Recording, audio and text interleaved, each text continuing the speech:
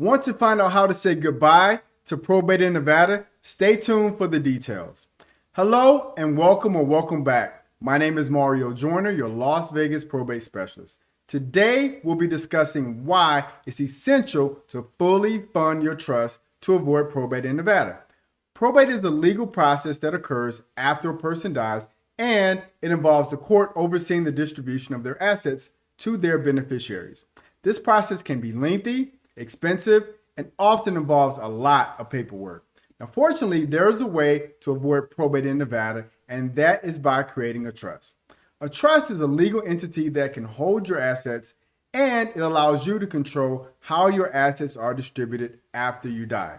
However, simply creating a trust is not enough. You must fully fund your trust for it to be effective in avoiding probate.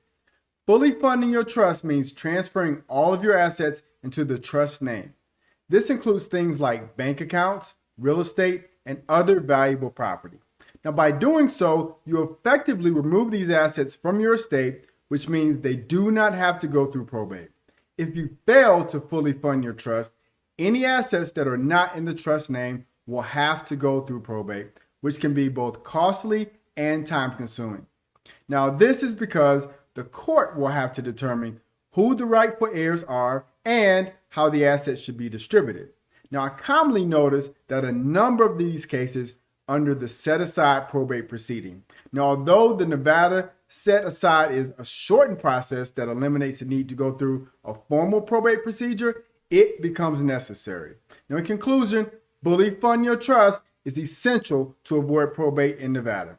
By doing so, you can ensure that your assets are distributed according to your wishes without the need for court intervention.